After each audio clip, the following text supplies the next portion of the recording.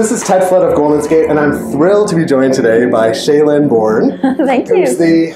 How many national championships did you? 10. 10-time national champion, yes, yeah. world champion in 2003, and ambassador at the Canadian Tire National Skating Championships this week. So, and we're here at the, in the Vancouver venue, the Doug Mitchell Thunderbird Center. Yeah, that's the one. It's a mouthful. How does it feel to be back at the Canadian National Championships? Oh, it's wonderful. It's kind of, it's been a while actually since I've been here, and certainly not in this position, so it's kind of exciting to promote the sport that I love so much, and to watch on the other side of the boards. I know what they're going through. I remember what it felt like to be out there on the ice, especially during an Olympic year where you actually have a shot at the games, so it's a very different experience. And we're literally here while the event is unfolding. The men's... Yes, I can see them down there. The men's long program, the first group is on the ice, so I can tell Shae-Lynn is like feeling the competitive buzz. Yes. When you're back in this kind of environment, do you ever think, wow, let's lace them up and get back at it, let's do it again? I don't really feel like I miss it when I watch it, because I get to perform often and now choreograph and see some of the programs I've designed go out there. No, I enjoyed my days of competing, but no, do I miss it? No, it kind of took me to a new place, a new chapter that I actually love even more now. Can you relate to the pressure that the ice dancers are feeling at this competition, being an Olympic season? I recall you putting together, your final rendition of Riverdance in '98, and then Michael Jackson in 2002. Right. And the pressure of making sure that you skated flawlessly and cleanly so that you're not sending any kind of a message to the international sort of world that you're faltering or you're going to break. Yeah, I always found nationals, there's different pressures. If you're the top team, you're kind of expected to win, and that brings its own pressure. But at the same time, when it's nationals, it also feels like you can relax a little because it's your country, it's your fans, they're all there to support you, and it made me feel a little more relaxed. And I always thought of it as an opportunity to kind of get things out there one more time and in a more comfortable way, and hopefully get great scores going into the games or to the World Championships. So I saw it as more of a comfortable place to be, but it really depends on the position the skaters are in, how far they are from the rest. Sure. Like for Tess and Scott, I'm sure they weren't as stressed as they will be at the games. They're in a welcoming environment, and where they can really excel and do their best, which they did, and that really boosts their confidence for the games. Sure. Yeah. With this new judging system, even in the sport of ice dance, you can see a little bit more variation. So that comfort level might be harder to achieve. We saw at the U.S. National Championships last week. Wow, big switcheroo with who's on top. Yeah, but that's what makes the sport, it makes it feel more like sport, right? Now that we have all these elements and levels to these elements, and the actual audience can see a difference if somebody goes down or there's a bobble and a twizzle, or I mean, those technical things, and we can now see the differences, and it's nice that there is movement. It used to be so fixed from beginning, from compulsory dance to the free dance, and now there's a lot of movement. There's still a personal preference, I think, of style, like in their choice of music, or what you're interpreting. That's up for artistry, which everyone will have a different opinion. But I'm happy to see that there's movement and there's opportunity, that it gives hope to the skaters that if they get the points and they get the pluses, that they actually can move up. Yeah. Do you ever sort of wonder or reflect on how Bourne and Kratz would have done over the years under this scoring system versus the old 6.0? I never really... a couple of people have asked me that question. I never really thought too much. I was the first. I'm not sure. I never really tried to think about it too much, because we just kind of finished when things were beginning to change. I think it would have been kind of cool to have that opportunity to skate in the system. It's more strategic in some ways than it used to be, because before there was a lot more freedom, even and how you held a lift, how long you held a lift.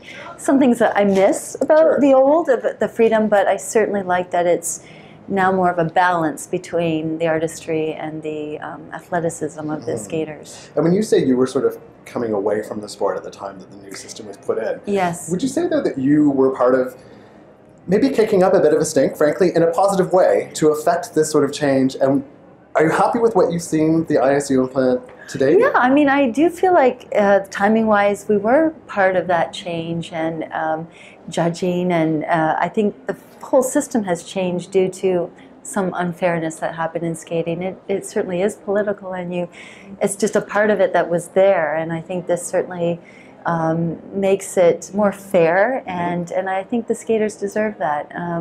Growing up, I just always had the mindset that it's about the skating and don't think past that. But sometimes it's hard to stick to that when you're in it and at that higher level. I get at any level when you want to move up. But I think it's good for the athletes because I feel like the athletes come more first. Sure. And that's as it should be. They deserve the opportunity. Right. So I'm dying for your assessment of the international ice dance scene at the moment. So, of course, we've seen Virtue and Moyer came back with a bang last season. And would appear on most fronts to have sort of been able to put themselves in cruise control to the Olympic Games.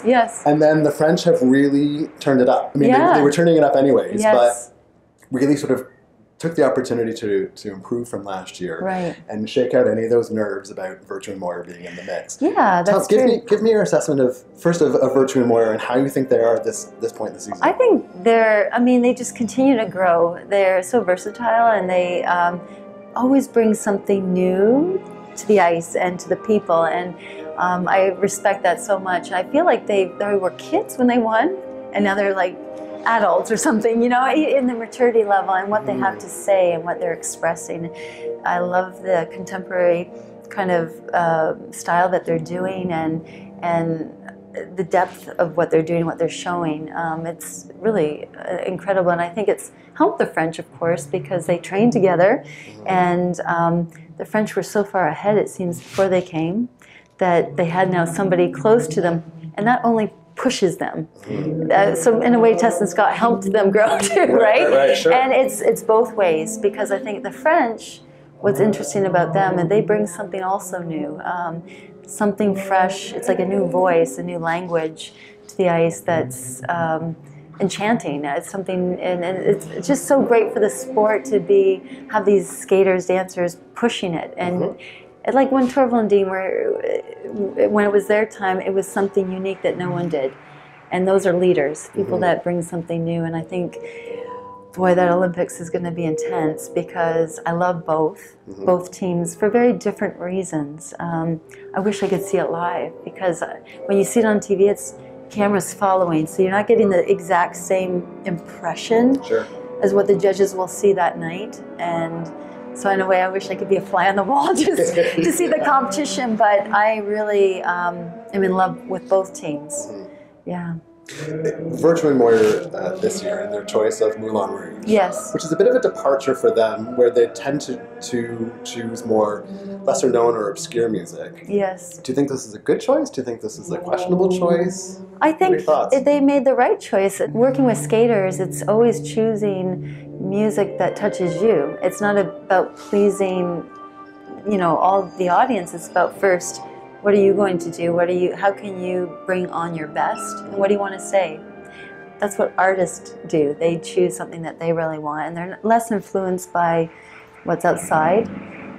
So I respect them for making the choice that feels right to them, and they certainly are owning it when they're out there. So I have to say, I think they made the right choice, and as did the French. I think that they chose something that they can really connect with and emote with, and they're both very different, which, it will come down to, if they both skate clean, oh my God, which I hope they do, it's just going to make it incredible for the audience watching.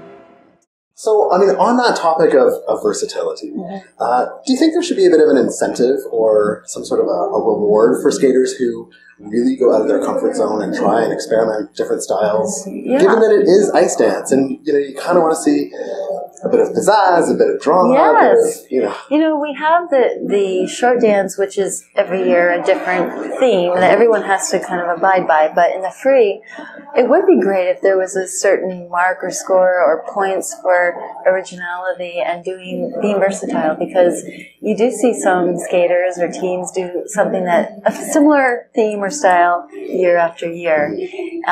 But you can't blame them if it works for them and it makes no difference in the score. Right? So maybe that's why we see a bit of that. But someone like Scott and Tessa do continue to bring something new. And as a skater, I really respect that. As a dancer, because it's brave, it's courageous, and those are leaders, I think. Okay, so then let me go into a bit of a time capsule, because I recall in 2001, the ISU was a little fatigued with the heavy drama in free dance, or in the ice dance, and you were all given the call for the 2002 Olympics. Yes. To be a bit more upbeat, make it more fun, and of course you went with a Michael Jackson routine. Yes. The Italians went with also something upbeat. Upbeat, right? Is that true? Was that call actually sort of put out there? Oh, there was. Officially or unofficially? Yeah, there was an actual call. We want the music to be upbeat, that we can tap our foot to. It's sort of that feedback. They wanted less drama, less maybe deaths on the ice. Okay.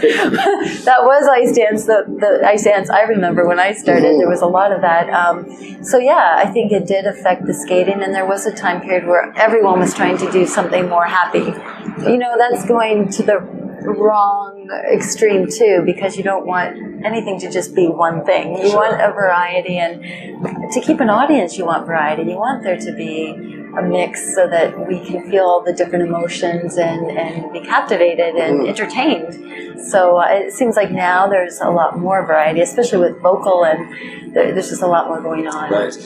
You talked about wanting to be a fly on the wall in the ice dance. Yes. I particularly would love to be a fly on the wall in the Montreal training facility that Ray Frank are operating. Yeah. You've had the experience of training with other big top teams. Yes. What do you think the climate is like, or what do you think the tension is like now after the Grand Prix final, when the French kind of have finally now surpassed Virtue and Moyer and shown that they can win this thing? What do you think that's like, given that you've been there? Well, I guess it's kind of like an Olympics every day for them. Yeah. But I guess it all depends, because what we don't know is how they set up their training. It may be very separated, and if that's the case, they may not even see one another, even they're at the same facility. So if they are on the ice at the same time, then I remember back in the day when we trained in Boucherville, like when we were juniors, but we had all the top teams, all the different coaches were in one rank, which is unheard of now. But I loved it, because I felt like you were always, in a way, competing and always giving your best, because you could actually see the others right there every day. It's like, if that doesn't inspire you, what will? I mean, it works for the men. Yuzu and Javier train together every day at the cricket club, and you see it in the single skating. There's more of that with top coaches, and those skaters are excelling, they're doing well, because I think they're constantly competing in a way. Right. Yeah. Can it be draining? Can it be fatiguing? I'm sure there's a plus and a minus to that too. Was it ever for you? In my situation, you know what was different? There were all the different coaches.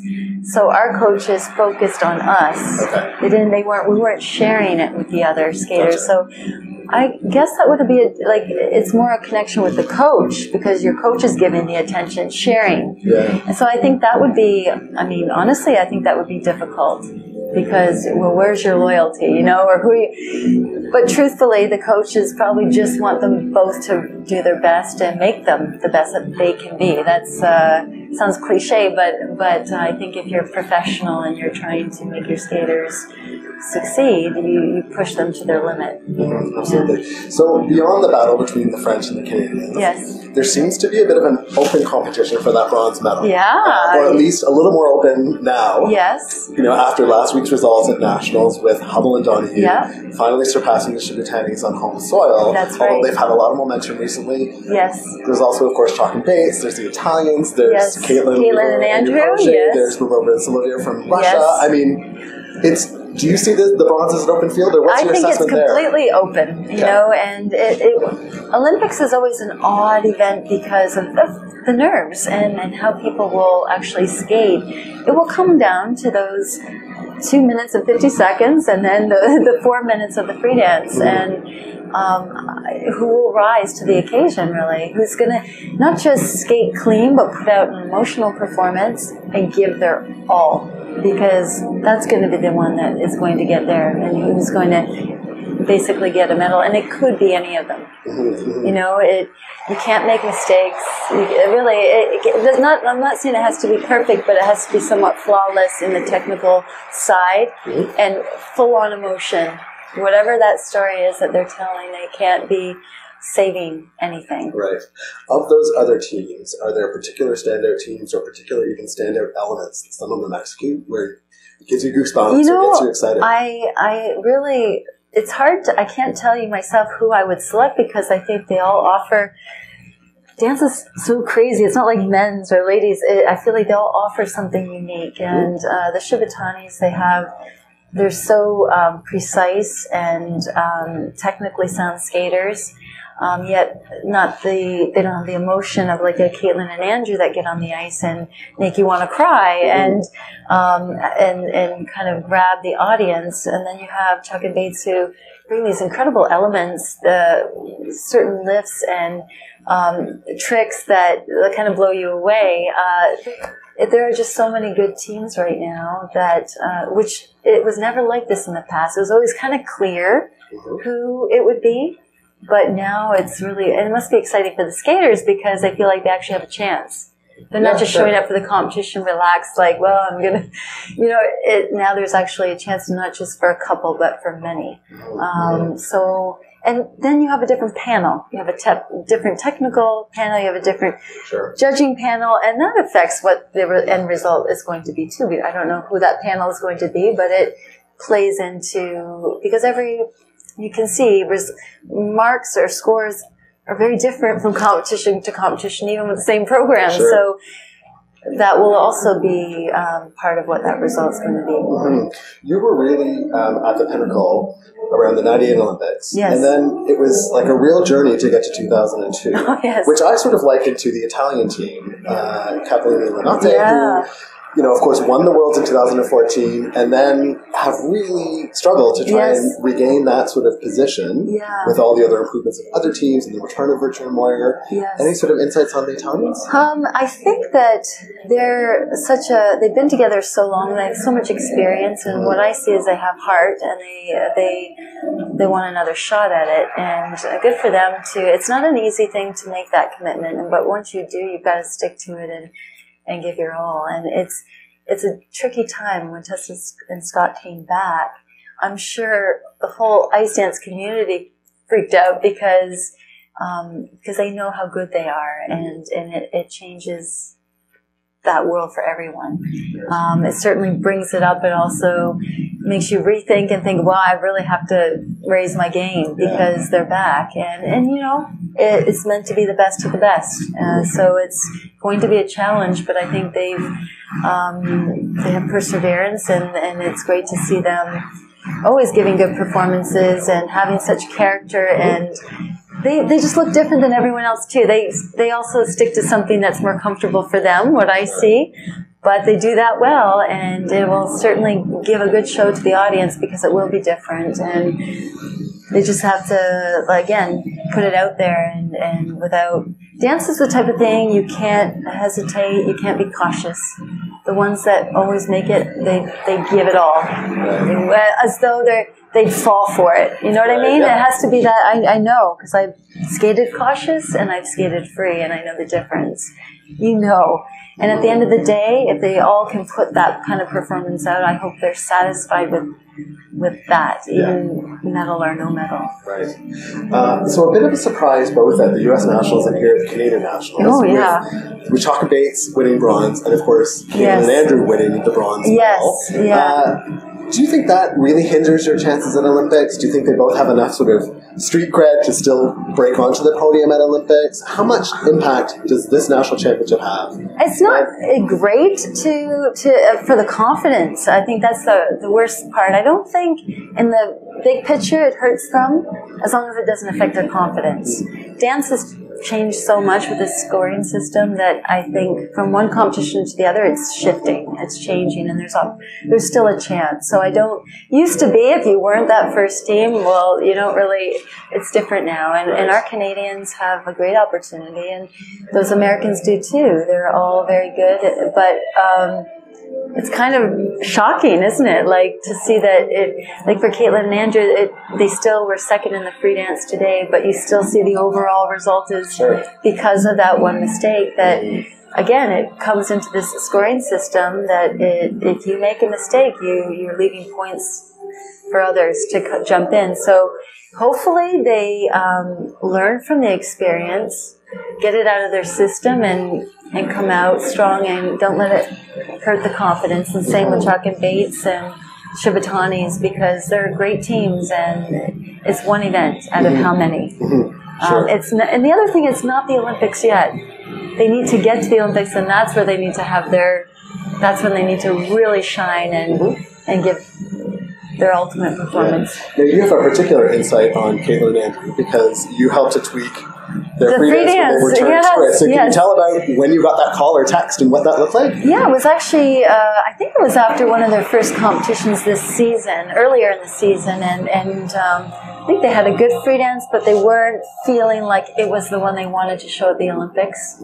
And they Spartacus. Yes, and so they did some soul searching and decided to go back to Je suis malade, which was a real trademark program for them. And I think they made a very good choice to do that.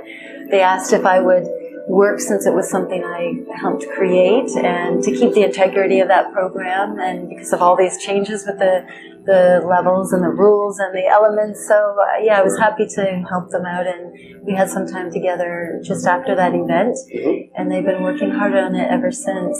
How hard is it to tweak something that some people think was a masterpiece in 2012? I mean, it was far enough. I think it was far enough away too. It's not so fresh in people's minds, that program. If they had done it, the most recent program, it may have been different. It's not easy because you want not to lose what that program was meant to be. But the elements it just fell into place. It seemed like everything just found its place without really affecting too much the whole piece and the emotion of the piece. They've changed, they've grown, they've matured, so I think how they also executed is different than it was then. And actually what they have to say in their own lives has changed, so through maturity. And so it's like if you go to a rock concert or see your favorite band, how often do people not want to see the new album? They want to hear and I think it's okay to bring back sometimes programs and even better, do it even better. People want to see that, and I think it pleases the fans to actually get to see it live for those that maybe didn't and maybe only saw it on TV. So it's a good thing sometimes to bring back. Well, let me dig deeper on that, because when you talk about how teams change, you talked earlier about versatility. In ice dance, you rarely, if I've ever seen a team revert to an old program. Oh, like it'd be unheard of in the past. Yes. Was there a part of you that thought, ooh, this is... Initially, I wasn't sure, because I was from that old ice dance world where, it was never seen, right? Yeah. But everything evolves, everything changes, and this seems to be a year that a lot of programs have come back. I think, and not just, in every discipline. And I think at the end of the day, if the skaters really, they have to make a choice. They have to commit to something that they believe in, and not due to fear, not due to outside influence, but from themselves. And I think if that's the voice and that's what it's telling you, then do it with conviction, and you will probably do it with conviction. So I think they made a right choice for them at this moment in their career and their life. And yeah, more power to them. It's good for them. It doesn't necessarily work out for everyone. Last question. Do you want to venture out any predictions on the podium in ice dance in Korea? A chance. No way. How about the team event? Team event, Canada will do well for sure in the team event. I don't know.